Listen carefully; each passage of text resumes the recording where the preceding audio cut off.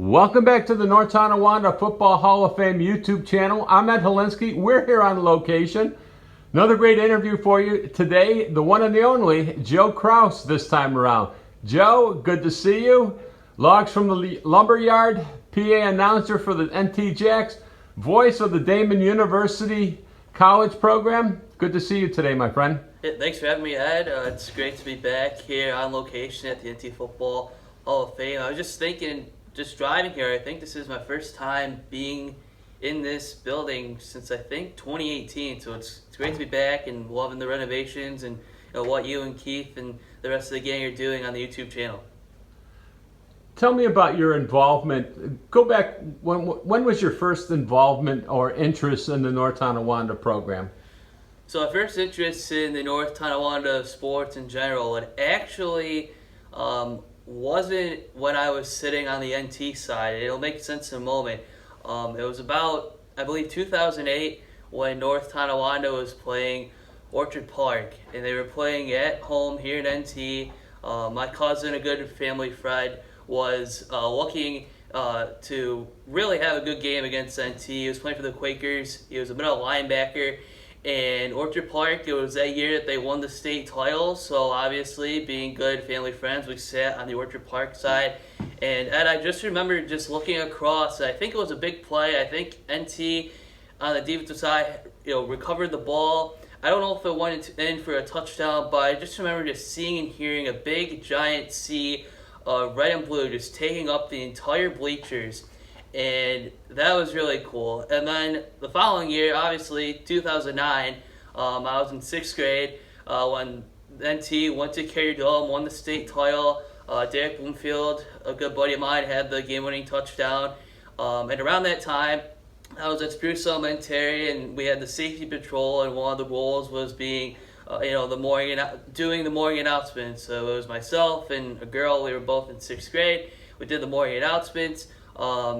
And it was around that fall, our principal at the time, he said, we got to add some different things, whether it's like a health update, just something more than just here's the weather, here's the lunch, the basic announcements that you would have in elementary school. So we decided, hey, how about we add a sports update? And it was going to be like once in a while, and then every day. And I believe the first time that we actually did we had sports to the announcements was when NT won the state title. So that Monday, after they won in the Carrier Dome, and that's pretty much where it went off from there. I mean, we pretty much after that, moving up through the middle school and then the high school, that's where really the sports corner, it was about a 7-year run from 2009 to 2016 when I graduated from the high school.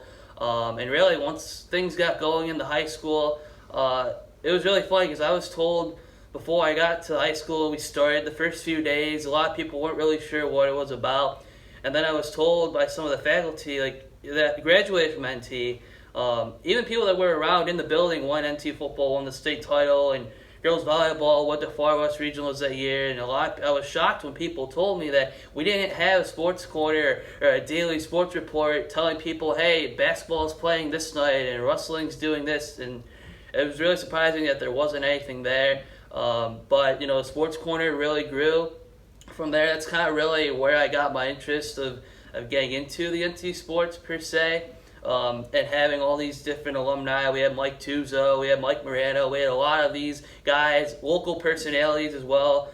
Ed Kilgore was probably the biggest kick, not just for me, but a lot of the faculty that grew up watching him when he was back in the day here in Buffalo. And then on the flip side, the other part, which was really cool for me, Ed, not only was it just the TV side during the day, but also being a student manager for the different teams. And it didn't start with football initially, but it was actually with NT basketball. One day the varsity coach, he's still there, Ryan Mountain, I had some interest about trying to be the student manager, just being with the program in some way. And he asked, so I'm a little freshman at the time, a little pipsqueak. I grew a couple inches since then. And he asked the seniors at the time, he said, hey Ian, we got this kid, what do you know about him? And that was when I started the sports corner at the high school, and he's like, Coach, this is the coolest freshman we all know. So I was able to be their statistician, their water boy. And it was great. And then it transferred into NC football, and that was really the next step, being the statistician for Tony Trulizio, and then Henry Fumarelli, and then really transitioning into the announcer spot, and also being involved with baseball and then lacrosse now, which I'm still doing. But it was really just starting out doing the morning announcements and becoming the water boy student manager. And it was a great time. A lot of my friends I'm still with, are still my friends today. I was their student manager and their announcer and everything. And it was just a great experience. When I went on to college afterwards, people have I said, yeah, I did a morning sports show, and I was a student manager, and we did a lot of great things like I just told you. They're like, wow, our school didn't really have that. So it just made it even more grateful that, North Tonawanda gave me all the opportunities. And even still as an alumni, still announcing the games in the Dick Graves press box, that's a really cool moment too. You were also there from the time football won the championship in 2009. You mentioned the 2016, so you saw a lot of transition, the good, the bad, and perhaps the ugly that went on with the NT football program. What was that time like? Well, I think to start, I think the staffs that I was with, Coach Trulizio, Coach Fumarelli's, they really had a lot of class. They were trying to build something differently. Obviously, a lot happened, unfortunately, when previous coaches left, and that's all in the past. But really, just being around, Coach Tony and Coach Henry, I really learned a lot about how to lead a program, seeing things by example. Anytime I've been around a lot of different coaches, whether it's football, basketball, there's been a lot of different coaches since I really started having an interest in NT sports. And you learn things differently through each coach, if that makes sense. Even having Coach Jancy come back, at the time when I was starting to write for the Twin Cities Sun and getting back into NT sports, a lot through my internship with Canisius, just seeing how he was able to operate and seeing how Coach Tony and Coach Henry operated. I think that, with what they had, with what each coach has had, they did the best they could. And I think that that's what, hopefully the players, hopefully the coaches that were with those past teams can still, reflect back and still have some great memories about being with NT. Because for me, at least, just able to have the opportunity to be around a football team, period, no matter who the coach was, it was a blast for me. What was the community's reaction with the various levels of success or lack of success by these coaches? I think NT is a very interesting community because they're really passionate about their sports. We only have about, 30,000 residents, so there really isn't. It's really just the high school sports that make NT great, along with the fine arts and a lot that goes on in this great city. But for the various levels of success, I think overall the parents and the alumni, especially with the NT Football Hall of Fame, with the prestigious resume that they've had of building through the years and the spaghetti dinners and being there for the players every single year, no matter what the outcomes on the field were. I think overall it's been a great run with with these families. I think it's been great with the various levels of success that they have. I know I've talked to a lot of players over the years, and they say they really appreciate having the parents that stick with them, even in what might be a quote unquote down season. Just being able to have that support and seeing them in the stands every week, I think it means a lot, and it makes from an announcer perspective, and Ed, you know this as well, when you have people sitting, whether it's across the field for you, or even your home side when it's packed, it just makes you raise your level of entertainment or level of production as well. But I would say the fans overall, through the ups and downs, I think they've done a good job sticking with the players. You've become quite the historian. I've read your logs from the lumberyard, and you've chronicled NT's best athletes over the years. What did you learn by doing all that writing for logs for the lumberyard? Well, it wasn't just the writing, it was a lot of the research as well, specifically with the 50 greatest NT athletes and the greatest NT coaches stories that we did. That actually was, I guess in a way, because I'm currently nearing the end of my thesis right now at Daemen University, but that whole entire project, those two rankings and collecting the data, most of it was from scratch, and just being able to just conduct it together. That was my thesis before the thesis. And it was really just a great opportunity for me to stay with the community. I really haven't done a lot with Logs from the Lumberyard in the past few years just because I've gone on to college, but it was really created because when the Tonawanda News ended in 2015, there really weren't any writing outlets around, so I asked my buddy down in Jamestown who had the Rowdy Raider at the time. He said he used WordPress, and he really just said, hey, try to do something like this here in NT, and it really worked for the past few years. But I would just say overall, just trying to stay connected with the community, putting together all that research, and hey, when we put those rankings out, there was a lot of flack on it, rightfully so, but I'm sticking with my process the entire way, and it was a lot of fun to do. Well, when people disagree and there's a lively debate, that means you've done your job. Right. You've done some writing in the past, part-time, stringing, however you want to call it. Tell people where you've written and where you're currently writing. So I started out at the Tonawanda News. Around the last year, they were in operation, and then just wrote some NT basketball stories then. And then I started with the Niagara Gazette, and then the big jump for me, kind of a confidence level really too, was writing for the Twin Cities Sun.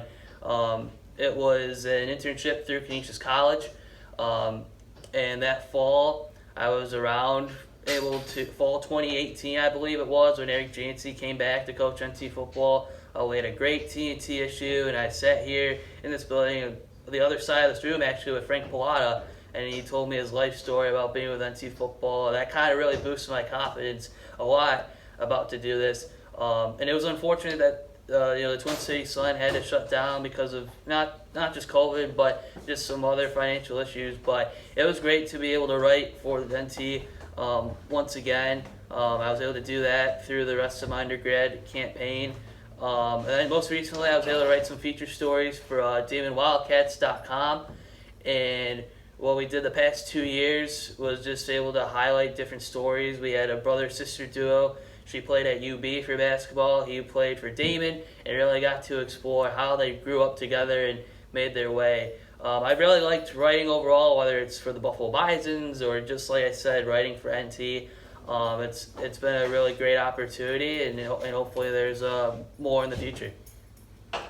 You're the public address announcer for North Tonawanda football.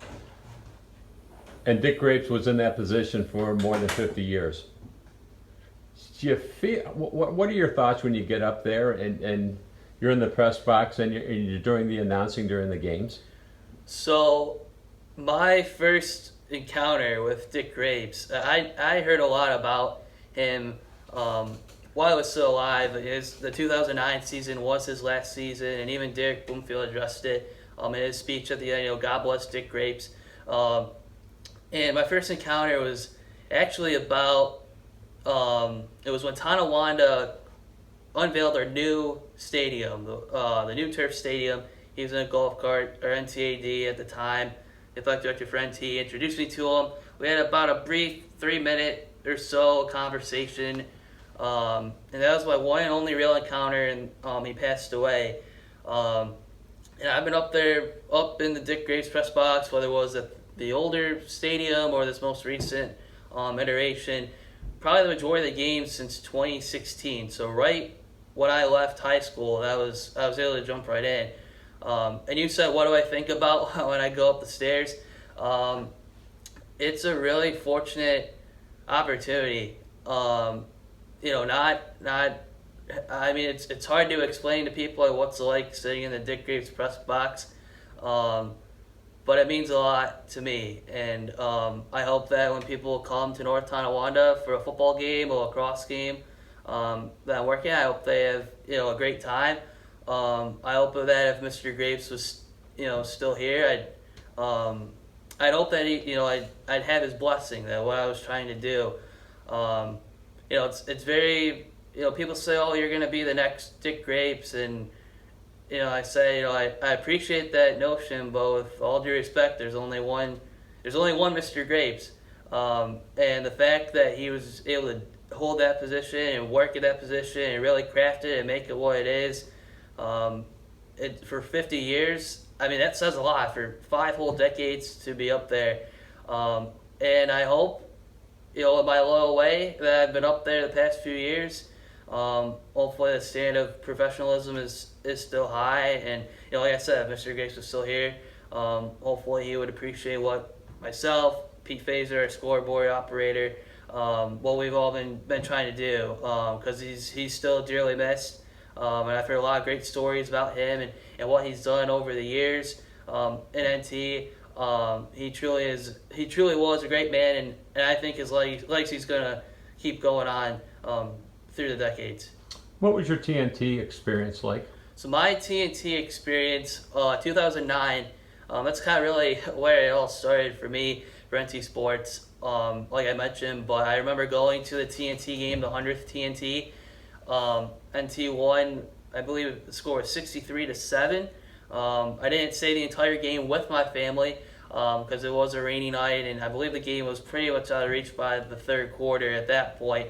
But that was a really great moment, as I remember they had the high school choir come out to midfield. There was a coin toss with the ceremonial coin to celebrate that it was 100 years of the end of the TNT rivalry. And then at the high school level, like I said, I was in the press box. Before my announcing days, I was a spotter for the guy that was announcing.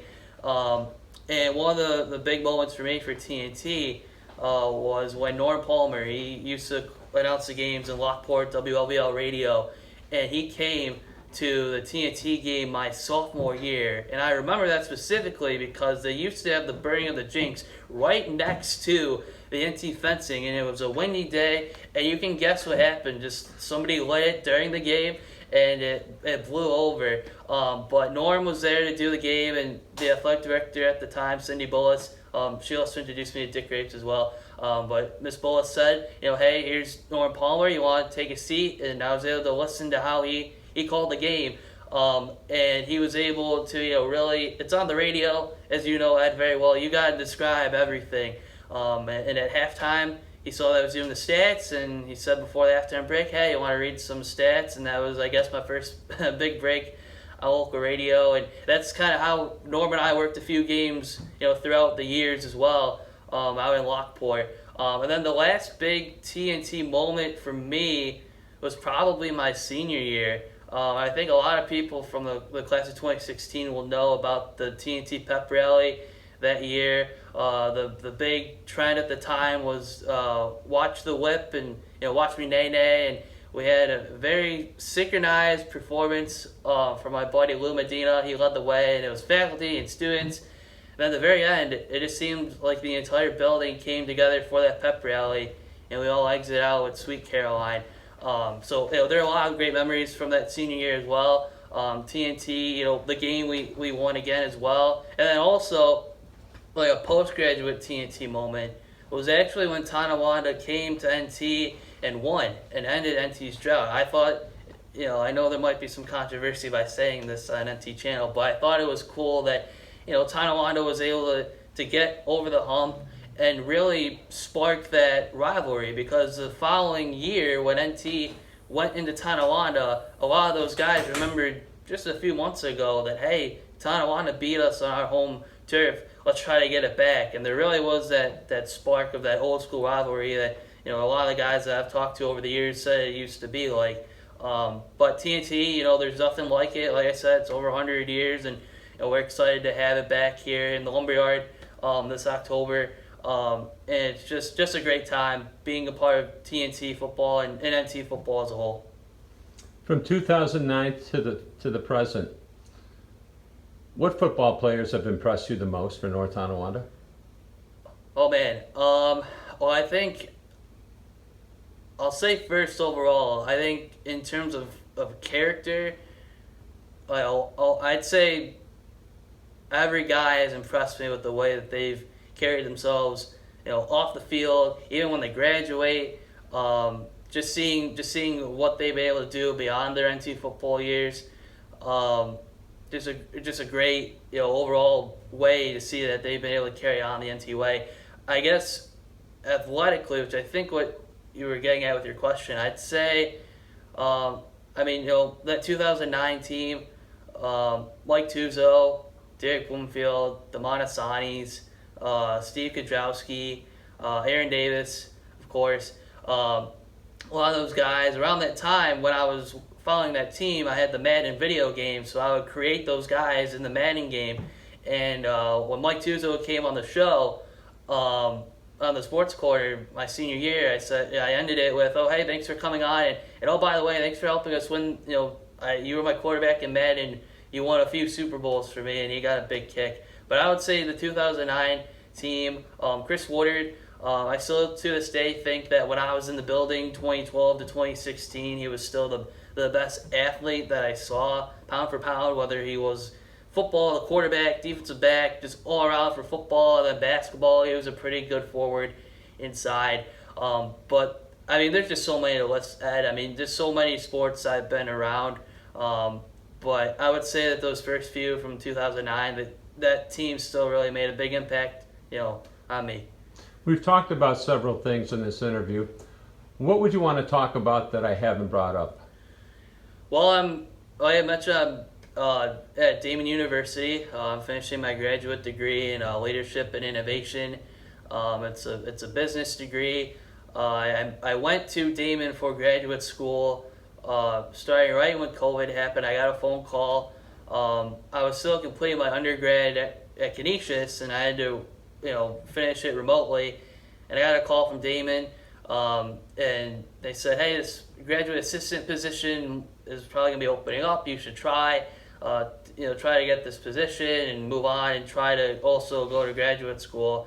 And I wasn't really sure if I was gonna go to graduate school right away, because undergrad was just so taxing. But I was able to go the past 2 years, not only getting the degree in the classroom. With a lot of great faculty, but also in the graduate assistantship and athletic communications with Mike Miranto. And we had a great time the past 2 years. We still did the basketball play-by-play. The basketball teams had both men's and women's had really great seasons this past winter, and just learning a lot about different sports such as soccer and other sports that I really didn't get a chance to see and learn about when I was at NT because I was managing football and basketball primarily. But it was a great 2-year run at Daemen, and I'm just very fortunate that I had that opportunity as well. Joe, I want to thank you so much for joining me today on the North Tonawanda Football Hall of Fame YouTube channel. Best of luck with your career moving forward. Thank you so much for sharing your memories here on the channel. I wish you well, take care, and thank you so much. Thank you, Ed, for having me, and go Jacks.